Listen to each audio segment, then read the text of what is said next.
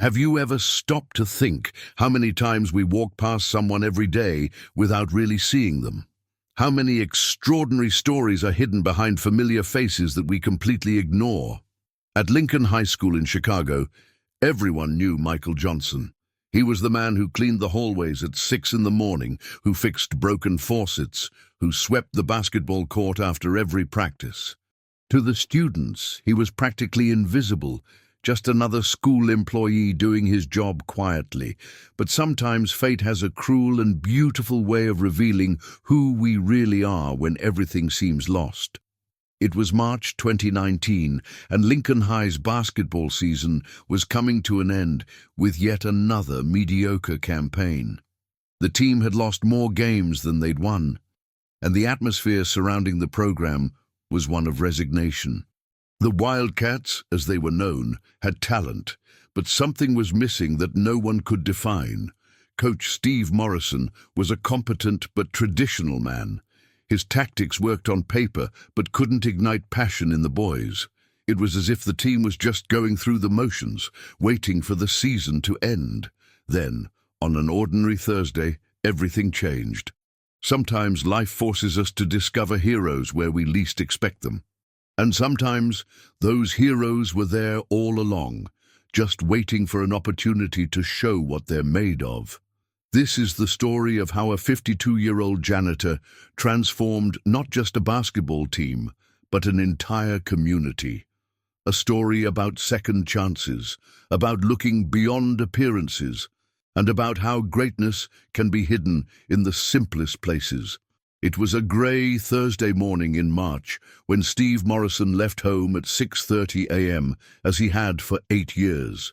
Black coffee in one hand, folder with plays in the other, he drove his Honda Civic through the still deserted streets of Chicago, mentally reviewing the week's practices. The Wildcats had only 3 games left in the regular season, and Steve knew their playoff chances were minimal. The team was performing at 12 wins and 14 losses, not terrible, but far from inspiring. Maybe next year, he muttered to himself, a phrase he'd repeated for the past 3 years. It was 7:15 a.m. when the traffic light turned green at the corner of Michigan Avenue and 47th Street. Steve accelerated normally, didn't see the delivery truck that ran the red light coming from the right. The impact was devastating. When paramedics arrived, Steve was unconscious, with multiple fractures in his right leg and a severe concussion. He was rushed to Chicago General Hospital, where doctors worked for hours to stabilize him. At Lincoln High School, the news spread like wildfire. Secretary Jennifer Walsh received the call from the hospital at 8:45 a.m., right in the middle of first period. Her hands trembled as she wrote down the information. Stable but critical condition, leg surgery, recovery time, indefinite. Principal Robert Hayes called an emergency meeting at 9:30 a.m.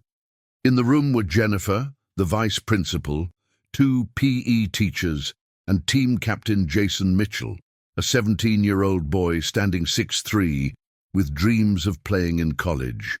"Folks, I'll be direct," said Hayes, removing his glasses and rubbing his tired eyes. "Steve will be out for months. Doctors said he was lucky to be alive, but recovery will be long." Jason felt his stomach sink. "What about the games? Playoffs are still possible if we win the last 3. "Jason's son, without a coach, there's no team," Hayes replied. "We don't have anyone qualified to take over mid-season. Tom Bradley has the wrestling team. Sarah Chen has the girls' team. There's no one available." The room fell silent. Everyone knew what this meant. Jason's and his teammates' dreams were about to be buried along with the season. "We have to cancel the remaining games," Hayes continued. "I'll call the league this afternoon." That's when they heard a soft knock on the door. "Excuse me," said a hesitant voice. It was Michael Johnson, holding a mop in his hand, as always. "Sorry to interrupt, but I heard about Coach Morrison. How is he?" Hayes sighed. "He'll be fine, Michael, thanks for asking, but he'll be out for a long time." Michael nodded, looking genuinely concerned. There was something in his eyes, a deep sadness that went beyond casual sympathy from an employee. "If you need anything, you can count on me," he said quietly. After Michael left, Jason mumbled, "Man, this is the end. 3 years on varsity and it's gonna end like this." No one in the room imagined that the solution to their problem had just walked out the door, carrying a mop and 30 years of pain stored in his chest. Michael Johnson arrived at Lincoln High School every day at 5:30 a.m. Not because it was mandatory, his official shift started at 6 a.m., but because he liked the silence of empty hallways. It was the only time of day when he felt truly at peace. At 52, Michael had the physical build of someone who had once been an athlete. 6'1", tall, broad shoulders, large hands that seemed made to hold a basketball. But now those same hands held brooms, mops, and wrenches. His routine had been precisely the same for 7 years.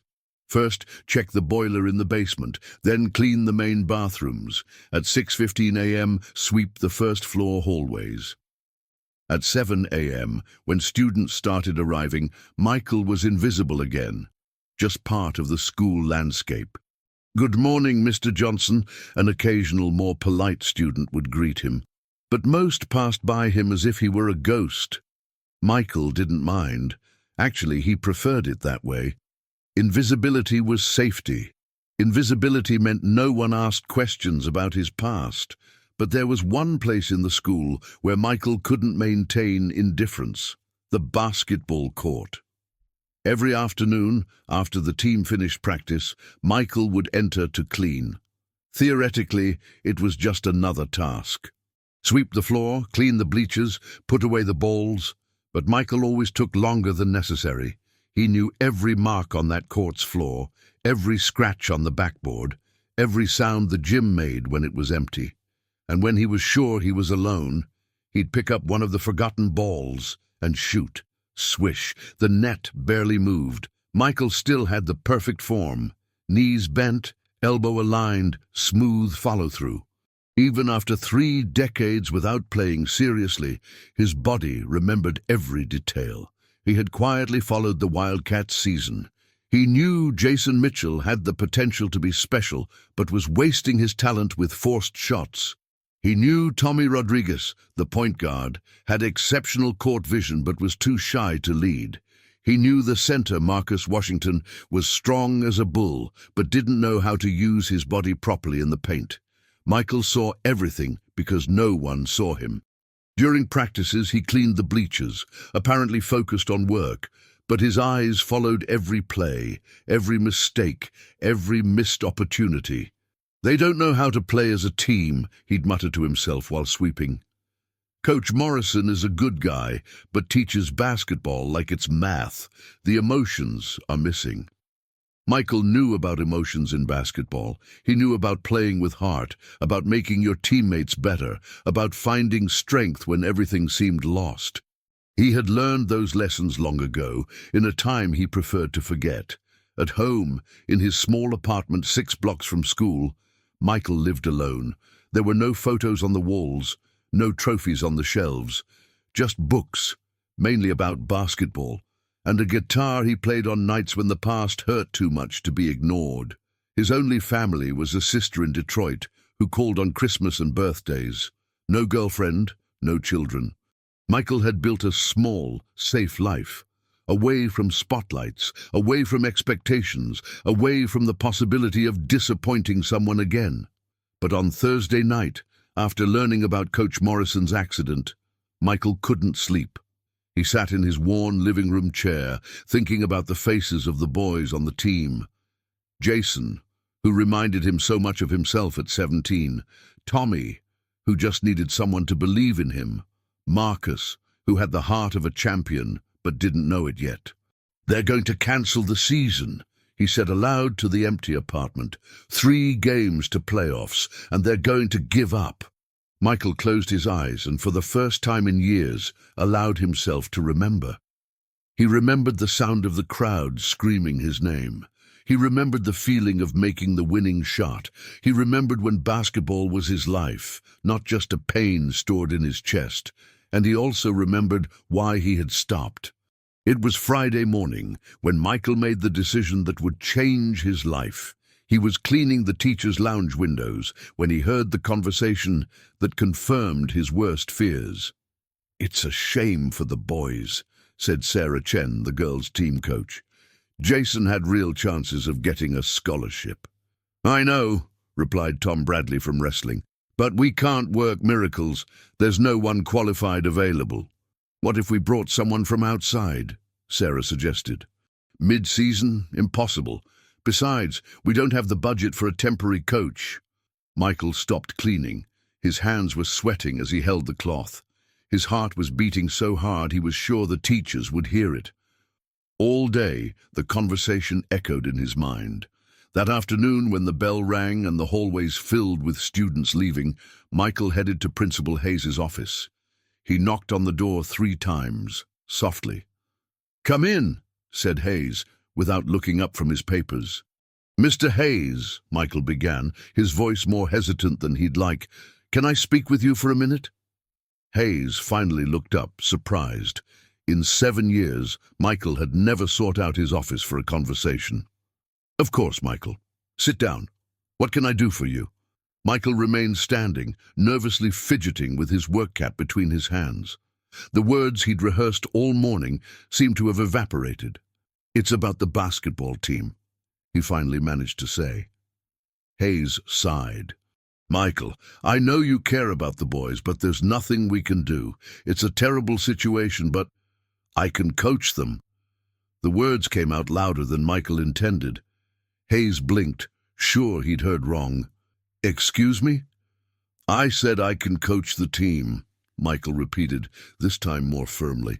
"I know it sounds crazy, but I understand basketball. I can help the boys."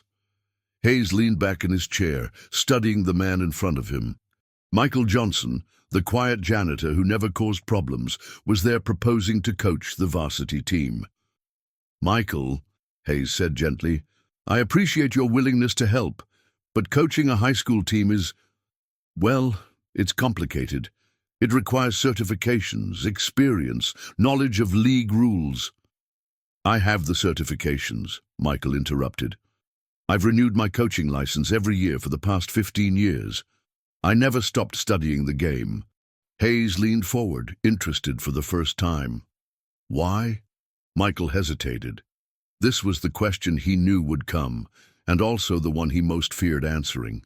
"Because basketball never left me," he said finally.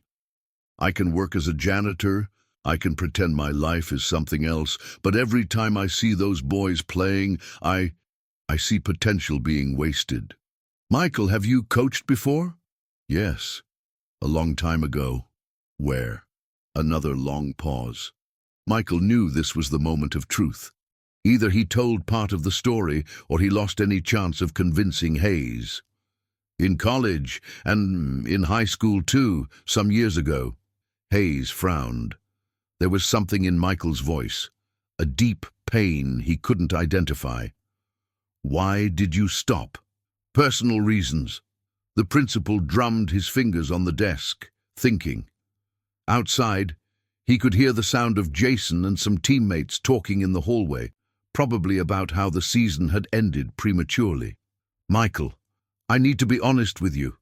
Even if you have experience, parents will question it. The school administration will question it. You're the janitor." "I know how it sounds," Michael said. "But Mr. Hayes, these boys have 3 games ahead. 3 games that could change some of their lives. Jason Mitchell has talent to play in college, but only if someone believes in him. Tommy Rodriguez can be an incredible leader. He just needs confidence. And Marcus—" Hayes raised his hand, interrupting. "How do you know so much about my players?" Michael smiled for the first time in the conversation. "Because I see everything, Mr. Hayes. You hired me to clean the school, but my eyes work perfectly." There was a moment of silence. Hayes looked at Michael in a completely new way, as if seeing him for the first time. 3 games, he said finally. 3 games, Michael confirmed. "If I say yes, and I'm still thinking, it would only be temporary." until Coach Morrison returns. Understood.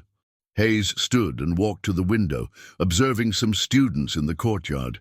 The boys would have to agree, and the parents too.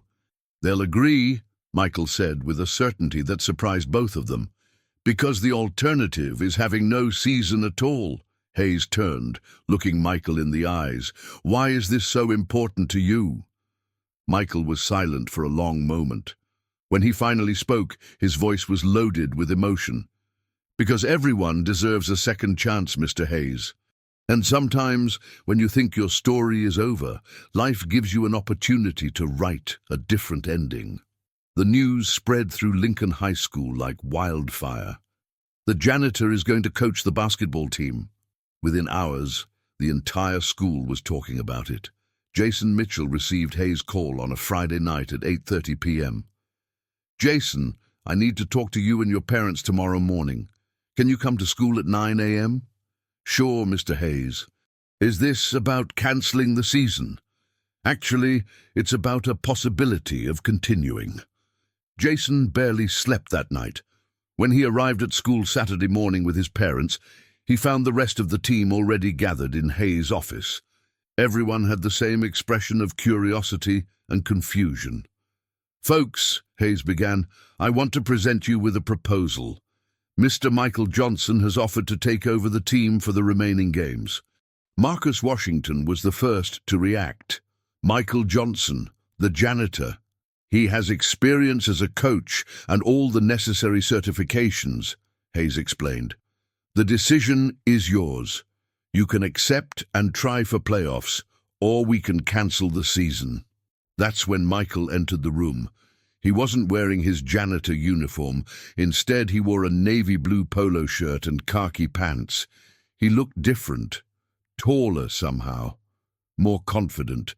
I can answer that, Tommy, said Michael, his voice calm but firm. I know it seems strange. You see me every day cleaning the hallways, and now I'm here proposing to be your coach. Jason exchanged skeptical looks with Marcus.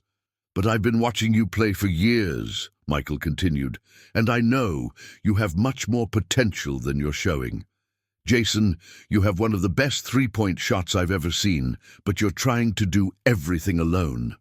Tommy, your court vision is exceptional, but you're afraid to take control. Marcus, you're stronger than any center in the league, but you don't know how to use it to your advantage. The silence in the room was palpable. The boys looked at each other, impressed by the accuracy of the observations. How do you know all this? Jason asked. Because I pay attention, Michael replied simply, and because I've been where you are. Jason's mother, a pragmatic woman named Linda Mitchell, raised her hand. Mr. Johnson, with all due respect, what experience do you have as a coach? Michael took a deep breath. It was the question he knew would come. I coached college basketball for 5 years, then worked with high school teams. I stopped some time ago. Why? Linda insisted. Personal reasons, Michael said, the same tone he'd used with Hayes. Tommy's father, a man named Carlos Rodriguez, leaned forward. Look, Mr. Johnson, we don't want to be rude, but our kids have futures at stake. Jason could get a scholarship if he plays well in these last games. I know, Michael said, and that's exactly why I'm here. Hayes intervened. Folks, I'll let you talk it over. The decision is yours. If you want to try, we'll make a temporary contract with Mr. Johnson. If not, we cancel the season. After Hayes left, the room fell into awkward silence. Finally, Jason spoke. Mr. Johnson, do you really think you can get us to playoffs? Michael looked directly into the boy's eyes. Jason, I know you can make playoffs. The question is whether you're willing to trust me for 3 weeks. Marcus laughed humorlessly. Man, our season's already shot anyway.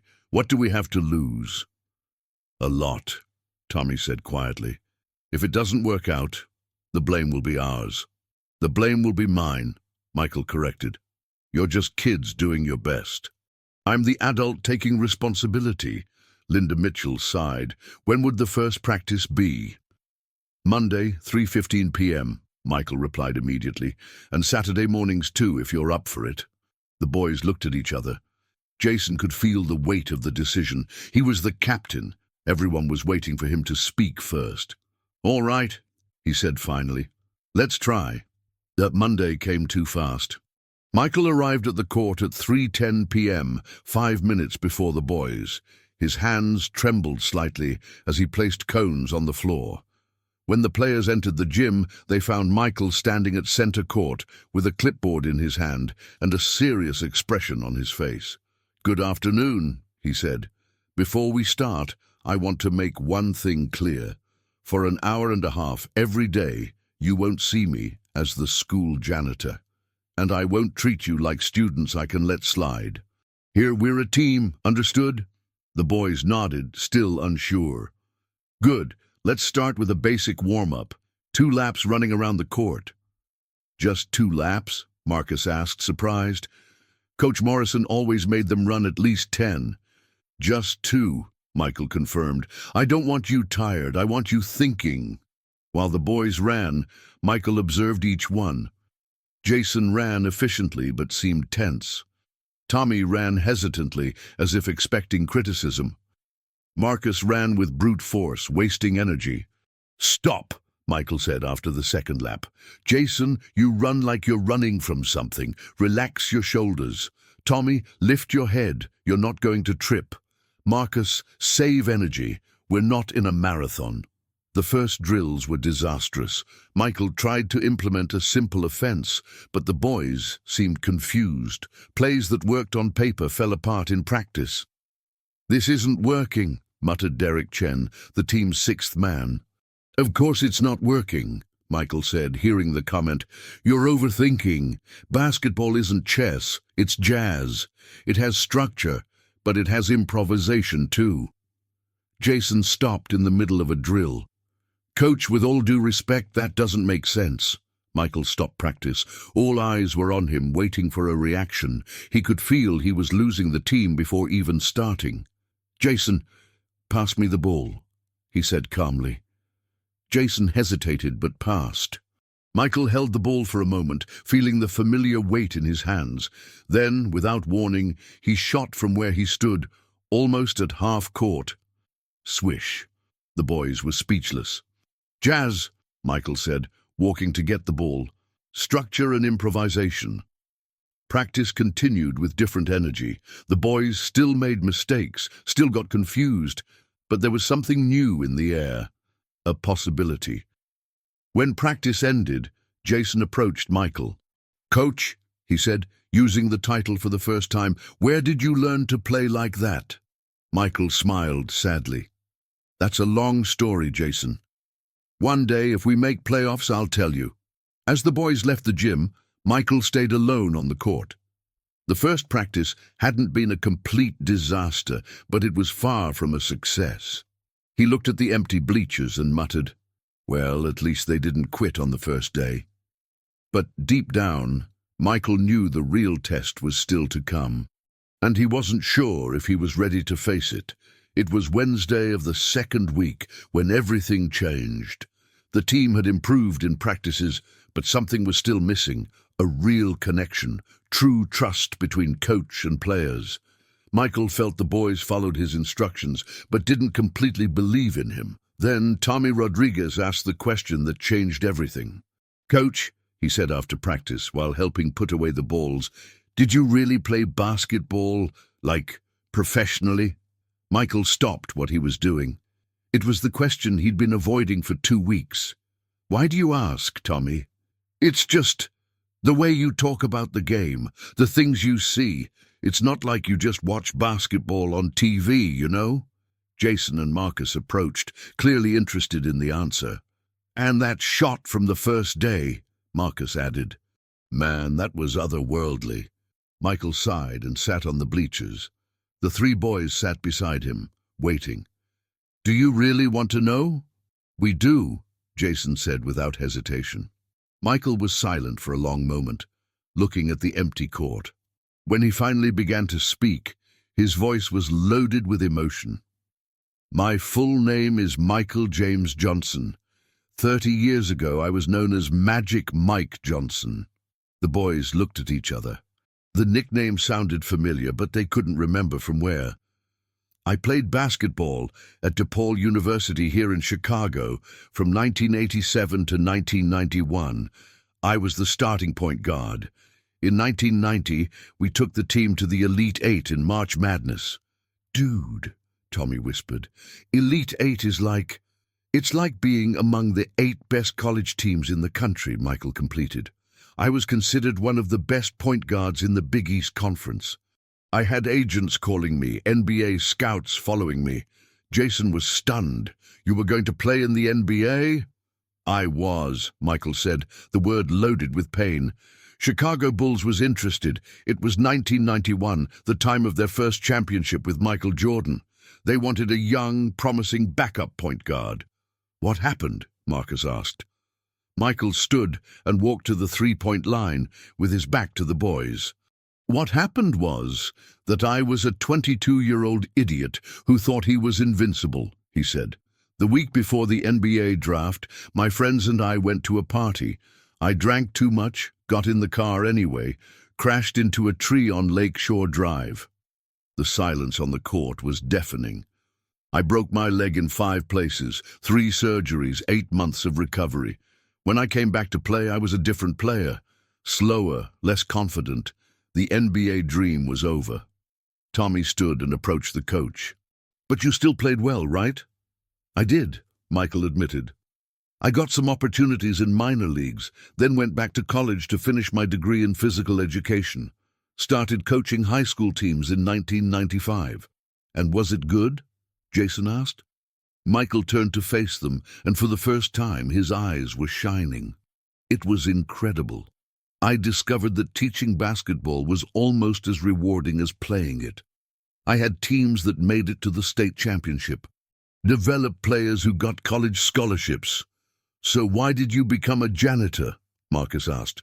The question hit Michael like a punch to the stomach. He sat back down, this time with his head low. Because I made another mistake, he said, his voice almost a whisper. In 2012, I was coaching Westtown High School. We had an incredible team with real chances for a state title. There was a kid named David Martinez, reminded me a lot of myself at 17. Talented, confident, with a bright future. Michael stopped, struggling against emotions. David was being recruited by several important universities. Duke, North Carolina, Michigan State. It was his chance to get out of the ghetto where he grew up. What happened to him? Tommy asked, though from Michael's tone, everyone already suspected it wasn't good. There were 2 games left before the state playoff. David was playing the best basketball of his life. Then, on a Friday night, he came to me after practice.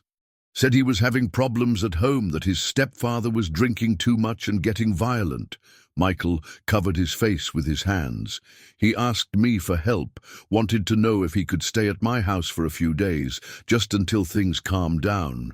I said I couldn't, that there were rules about coach-player relationships, that he should seek a school counselor. Michael's voice failed. I told him to hang in there, that there were only 2 weeks left to finish the season. After that, with the college scholarship guaranteed, he'd be free. The 3 boys were completely still, absorbing every word. David left my office that night, and it was the last time I talked to him. Coach, Jason began, but Michael raised his hand.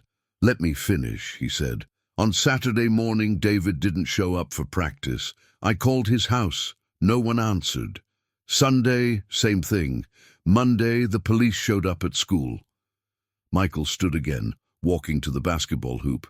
David had died Saturday night. Heroin overdose. The investigation revealed he'd never used drugs before. Friends said he was desperate, felt like he had nowhere to go. The silence that followed was devastating. Tommy had to wipe his eyes. He was crying. Coach, Marcus said finally, it wasn't your fault. Wasn't it? Michael turned, his eyes red. A 17-year-old boy asked me for help, and I said no. I was more worried about rules and protocols than his life. If I had let David stay at my house for a few days, You couldn't have known, Jason insisted. But I knew he was suffering, Michael replied, and I chose basketball over him. I chose to protect my career instead of protecting my player. Michael sat on the court floor, exhausted.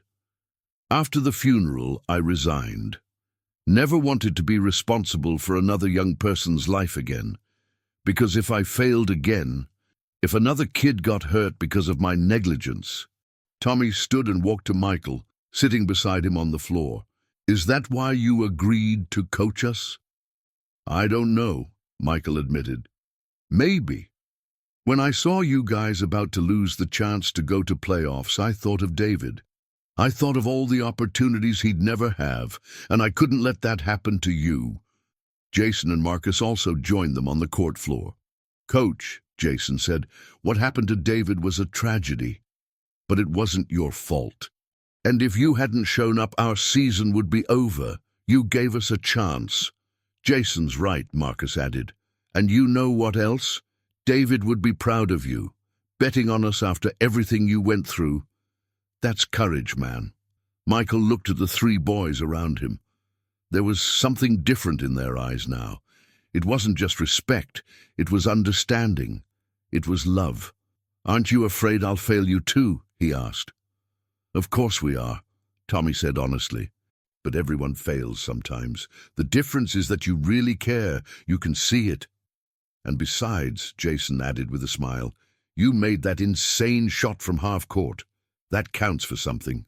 For the first time in years, Michael laughed genuinely. That was luck, he said. It wasn't, Marcus replied. That was Magic Mike Johnson showing up. Michael looked at the three boys, his boys now, and felt something he hadn't felt in a long time. Hope. All right, he said, standing up. Enough drama for today. Tomorrow we have a game against Riverside High, and you're going to show everyone what you're made of. As they left the court together, Tommy asked, Coach, do you think David is watching us from somewhere? Michael stopped at the gym door and looked back at the court where he'd shared his deepest pain. I hope so, Tommy. I really hope so. Michael's first official game as coach was on a Thursday night against Riverside High School. Lincoln's bleachers were fuller than they'd been in months, not just because it was a crucial playoff game, but because the entire school was curious to see the janitor coach in action. Michael arrived at the gym 2 hours before the game, wearing a navy blue suit he'd bought especially for the occasion. When the players saw him in the locker room, Jason whistled. Look at Coach all dressed up. Respect is also earned through appearance, Michael said, adjusting his tie. Today you're not just Lincoln High's team, you're my team. The tension was palpable. Riverside High had a 15-3 record and was favored to win easily. Their players were bigger, more experienced, and had a coach who'd been in the profession for 20 years.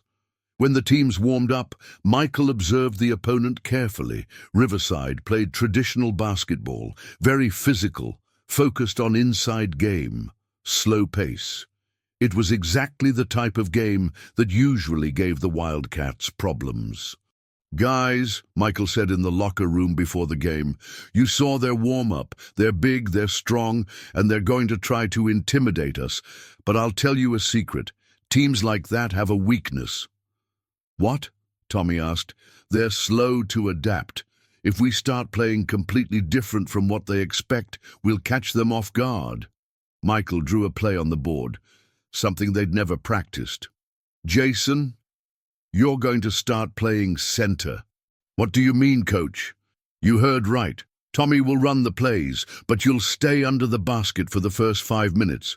Marcus, you'll play on the wing. Derek, you're starting instead of Tyler as forward. The boys looked at each other, confused. Coach, Marcus said, this is crazy. Jason is 6'3", their center is 6'8". Exactly, Michael smiled. They'll think we've lost our minds. They'll put their big center to guard Jason, leaving you free to get offensive rebounds. Meanwhile, Jason will use his speed to tire out the big guy. It was a risky strategy, but it had logic. The game started exactly as Michael had predicted. Riverside was completely confused by the Wildcats' strange formation. In the first 5 minutes, Lincoln went on a 12-4 run, with Jason making easy baskets under the rim, while the opposing center struggled to keep up with his speed. During the first timeout, Riverside's coach was red with anger, yelling at his players. "It's working," Tommy said, breathless but smiling. "It's still early," Michael replied. "They'll adjust in the second quarter. That's when the real game begins." Michael was right. Riverside came back from halftime with a completely different approach. They switched to a zone defense, forcing the Wildcats to shoot from outside. And as always, under pressure, the team began reverting to old habits. Jason tried to force difficult shots. Tommy became hesitant to take control. Marcus tried to solve everything alone in the paint. By the end of the third quarter, Riverside had turned the game around, 52-47. During the break, Michael didn't yell or criticize. Instead, he sat calmly in front of the players. "Do you know what's happening?" he asked. "We're playing badly," Jason muttered. "No. You're going back to who you were before. You're scared." Michael stood up. "Jason, you're trying to win the game alone because you're afraid to trust your teammates. Tommy, you're not making plays because you're afraid of making mistakes. Marcus, you're trying to show strength because you're afraid of looking weak." The boys listened in silence. "But I'll tell you something. Fear is normal. I was afraid to agree to coach you. You're afraid of not being good enough. Riverside is afraid of losing to the Janitor's team." Michael smiled. "The difference is what we do with that fear. We can let it paralyze us, or we can use it as fuel." "How so, Coach?" Derek asked. "David Martinez," Michael said simply. "He never had the chance you have now. Play for him. Play for all the kids who never had an opportunity. Play because you deserve to be here." The fourth quarter was pure basketball. Tommy took control of the game, making passes that created easy baskets for Jason and Marcus. Jason stopped forcing shots and started playing within the system. Marcus used his strength intelligently, not just brutally. With 2 minutes left, the game was tied 63-63. Riverside called timeout. Michael gathered his players. "One thing," he said, "regardless of what happens in the next 2 minutes, I'm proud of you." "Coach," Jason said, "it's not over yet. I know, but I wanted you to know." The last 2 minutes were electrifying. Riverside scored, Lincoln responded. Lincoln took the lead. Riverside tied. With 15 seconds on the clock, the score was 69-69. Lincoln had possession. Michael called his last timeout. "What's the play, Coach?" Tommy asked. Michael looked at each of his players. These were no longer the same insecure boys from 3 weeks ago. They were a team. "You choose," he said. "I trust you." The final play was pure improvisation. Tommy brought the ball up. Jason set a screen for Marcus, who rolled to the basket. But Riverside's defense was ready.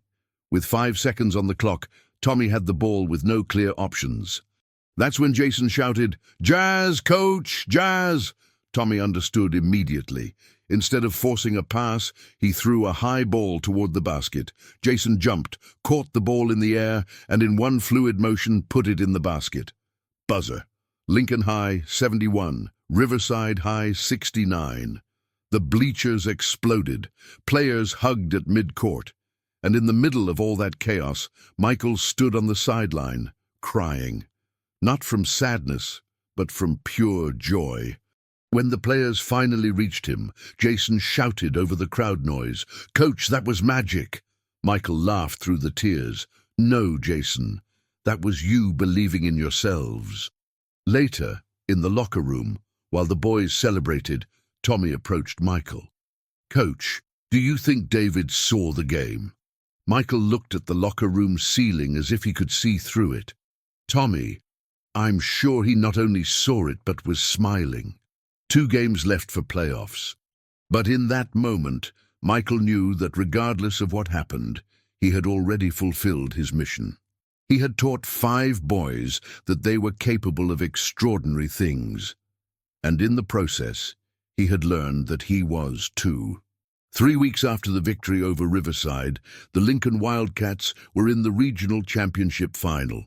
One victory would take them to the state tournament for the first time in 15 years. The opponent was the powerhouse Washington Prep, a private school with decades of basketball tradition, $1 million budget, and players recruited from across the region. They had a 24-2 record for the season and hadn't lost a regional game in 5 years. In the local press, the match was being called David versus Goliath, with Lincoln being the desperate underdog and Washington Prep being the invincible giant. Michael tried to stay calm, but inside, he was nervous. This wasn't just another game. It was the culmination of a journey that had begun with pain and could end with redemption. On the morning of the game, he woke up at 5:30 a.m. and drove to Oakwood Cemetery on Chicago's South Side. There was a grave he hadn't visited in 2 years, but he knew he needed to go today. David Martinez, 1994-2012, beloved son and friend. Michael knelt on the damp grass, placing a white rose on the headstone. "Hi, David," he said, his voice choked. "I know it's been a while since I came here. It hurt too much." The March wind blew strong, swaying the cemetery trees. "I wanted to tell you about some boys I met. They remind me a lot of you, full of dreams, with so much potential. Today they play the most important game of their lives." Michael paused, trying to control his emotions. "I tried to do for them what I couldn't do for you. I tried to be present when they needed me. I tried to show that I care." Tears ran down his face. "I know you'll never forgive me for what happened, David, but I wanted you to know not a day goes by that I don't think of you. And today, when my boys play, they'll be playing in your memory too." Michael stayed there for a few more minutes, in silence. When he got up to leave, he could swear he felt a gentle breeze, almost as if someone was saying it was okay. The Chicago State University gym was packed. 3,000 people, the largest crowd any of the Wildcats players had ever seen. In the locker room before the game, Michael observed his players. Jason was visibly nervous, his hands shaking as he tied his shoes. Tommy sat alone in the corner, headphones in his ears, trying to concentrate. Marcus paced back and forth, burning nervous energy. "Guys," Michael said, "I want you to close your eyes." The 5 starters obeyed. "Now I want you to remember our first practice together. Remember how messed up it was, how you didn't believe in me." Some smiles appeared on their faces. "Now think about everything that's happened since then. The victories, the defeats, the moments when you wanted to give up, but didn't." Michael paused. "Open your eyes." When they opened them, they saw Michael holding a framed jersey, number 23, with Martinez on the back. This was David's jersey. His mother gave it to me after the funeral, but I never had the courage to look at it. Until today.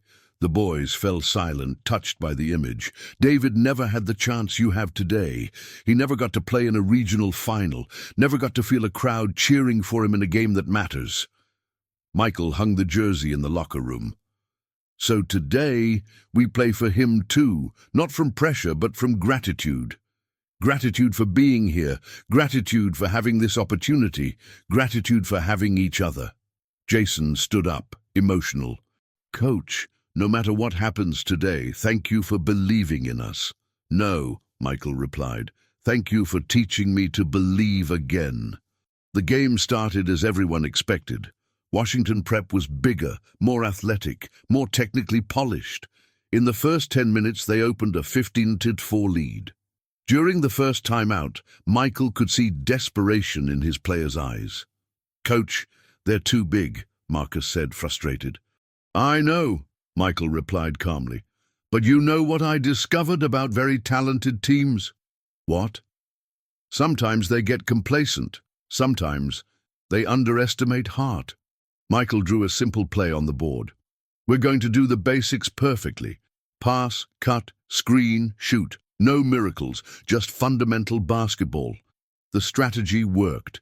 Little by little, the Wildcats began to close the gap. Jason found his shooting rhythm. Tommy began controlling the game's tempo. Marcus used his determination to compensate for the height difference. At the end of the first half, the score was 35-28 for Washington Prep. During halftime, Michael didn't make grand speeches. He simply said, 15 minutes, guys, 15 minutes for a lifetime of memories. The third quarter was a battle. Washington Prep tried to demoralize the Wildcats with quick runs, but Lincoln responded with smart, collective basketball. At the start of the fourth quarter, the score was tied, 52-52. In the first 8 minutes of the final quarter, neither team could open a lead of more than 4 points. It was basketball at the highest level. Every possession mattered. Every shot was crucial. With 2 minutes left, Washington Prep led 67-64. Michael called timeout. In the huddle, he looked into each player's eyes. 2 minutes, he said. 120 seconds. That's all that separates us from something no one thought was possible. What do we do, Coach? Tommy asked. Michael smiled. We do what we've always done. We play together. The play that followed was the most beautiful of the season. Tommy brought the ball up patiently. Jason set a screen for Marcus, who rolled to the basket. But instead of forcing the play, Marcus passed back to Tommy, who found Derek open on the wing for a three-pointer. Swish. 67-67. Washington Prep responded immediately with a two-point basket, 69-67. With 40 seconds on the clock, Michael had a crucial decision. Call timeout or let the players decide. He chose to trust them. Tommy brought the ball up slowly, controlling the clock. With 15 seconds left, he signaled to Jason, who moved to the top of the three-point arc. The pass was perfect. Jason received it, aimed, and shot. For a moment that seemed like eternity, 3,000 people held their breath. Swish. Lincoln 70, Washington Prep 69. Washington Prep called timeout. 8 seconds remained. In the final huddle, Michael was surprisingly calm. They're going to try a quick play, he said. Marcus, stay in the paint. Jason and Tommy, guard the shooters. Don't let them have an easy shot. What if they score? Derek asked. Michael smiled. Then we did our best, and that's all we can ask for. Washington Prep's final play was exactly as Michael had predicted, a desperate three-point attempt. The ball hit the rim and bounced off. Marcus got the rebound. Final buzzer, Lincoln High School 70, Washington Prep 69, regional champions. What happened next was pure chaos. Players hugging, crowds storming the court, tears of joy everywhere. In the middle of all that madness, Michael stood alone on the sideline, looking at the electronic scoreboard. He couldn't believe it had really happened. That's when he felt a hand on his shoulder. It was Jason, holding the regional championship trophy. "Coach," he shouted over the noise, "we did it!" Michael hugged the boy, both crying with joy. "No, Jason," he said, "you did it. I just had the luck to be here to see it." Later, after the awards ceremony, after the interviews, after the crowd dispersed, Michael stayed alone on the empty gym court. He looked at the deserted bleachers, at the scoreboard that still showed the final result, at the ribbons and confetti scattered on the floor. "Thank you, David," he whispered. "Thank you for showing me the way back." As he walked toward the exit, Michael felt something he hadn't felt in a long time. He was excited about the future. The Wildcats would go to the state tournament. But more important than that, a 52-year-old janitor had rediscovered that it's never too late for a second chance, and sometimes the best stories begin exactly when we think they're over. 6 months after the regional victory, Michael Johnson still cleaned Lincoln High School's hallways at 6 a.m. But now, when he passed by the trophies in the main display case, he stopped for a moment to admire the 2019 Regional Championship trophy. The Wildcats didn't win the state championship. They lost in the second round to a team from a much larger Detroit school. But they went further than anyone imagined possible. Jason Mitchell received a partial scholarship to play at Northern Illinois University. It wasn't Duke or North Carolina, but it was the opportunity to continue playing and studying. Tommy Rodriguez became team captain the following year, leading a new generation of Wildcats. Marcus Washington discovered he liked studying more than playing basketball and ended up graduating as class valedictorian. Coach Steve Morrison returned at the beginning of the next season, fully recovered. Michael stayed as assistant coach, a decision that surprised many people but made perfect sense to him.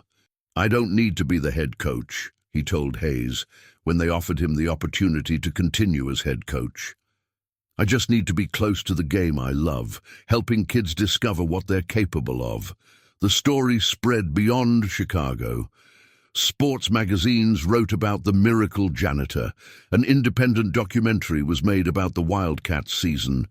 Michael even received offers to coach at smaller universities. He turned them all down. "My place is here," he told a reporter. "These hallways, this court, these kids, this is my family."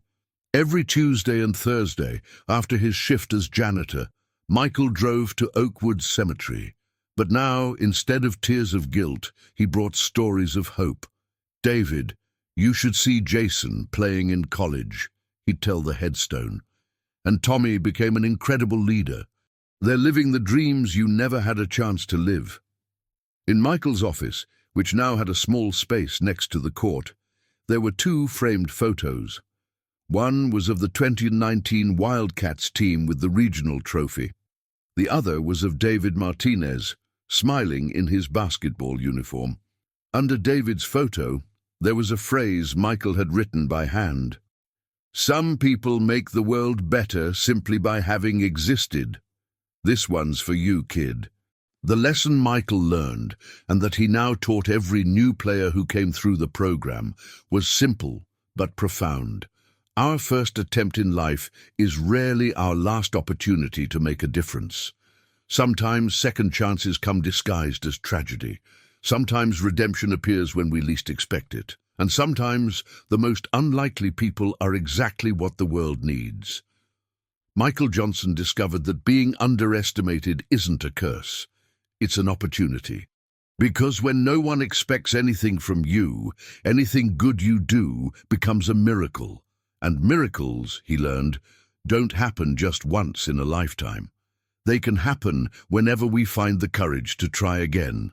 In spring 2020, when a new group of nervous boys entered the gym for the first practices, Michael was there, no longer as a temporary janitor who became a coach, but as someone who had found his true purpose. "Welcome, boys," he said, holding a worn ball in his calloused hands. "Oh, we're going to learn about basketball, but more importantly, we're going to learn about believing in yourselves." And as the familiar sound of bouncing balls echoed through the gym, Michael smiled. Because he knew that, regardless of how many games they won or lost that season, he had already won the most important game of his life. The game against despair, the game against guilt, the game against the belief that the best days were in the past. Sometimes we discover we don't need big stadiums or million-dollar salaries to be victorious.